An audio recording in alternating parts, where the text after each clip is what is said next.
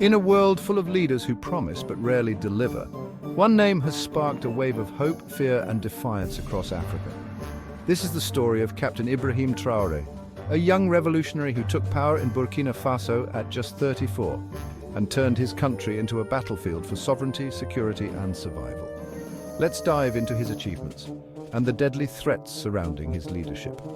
In September 2022, Traoré led a popular military coup that overthrew the previous junta, accusing it of failing to stop jihadist violence.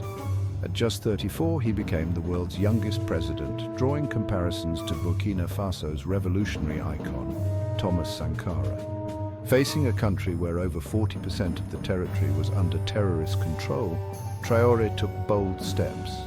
He formed rapid intervention battalions, expanded local militias known as VDPs to over 90,000 volunteers, and upgraded military strength with Turkish drones and Russian aircraft. Burkina Faso, rich in gold but poor in revenue, was losing billions to foreign mining firms. Traoré nationalized gold mines, built the country's first gold refinery and banned export of raw gold. He said, Africa must benefit from its own resources. He launched a tomato processing plant, a cotton factory, and a 220-ton per day flour mill. In 2025, he inaugurated a massive cement plant and built Burkina Faso's first ever pharmaceutical plant, producing malaria kits and generics. To fight food insecurity, his government distributed over 400 tractors, 239 tillers, 700 irrigation pumps and seeds to farmers. Between 2022 and 2024, harvests soared, rice up by 46,000 tons, millet up by 200,000 tons. Traoré's administration launched ambitious infrastructure. The Ouagadougou-Donsin Airport, set to handle 1 million passengers annually, new national roads, and 900 heavy-duty machines to reach remote communities. He ditched colonial legacies, banning French judicial wigs, promoting local languages, and replacing French as the official language.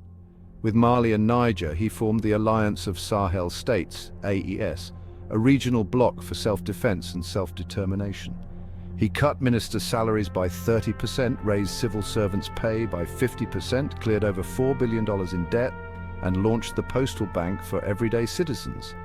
And through memorials and festivals, he revived pride in African identity. But not all celebrated his rise. In September 2023, Traoré survived a coup attempt by fellow officers. Since then, jihadist attacks have killed hundreds, and international watchdogs accuse his government of forced conscription and press repression. Western nations and ECOWAS accuse him of crushing democracy, especially after postponing elections to 2029. Others say he's Russia-aligned, building a personality cult and controlling media. But in villages and cities, many still call him Africa's new hope. Ibrahim Traoré is not just a president, he's a symbol.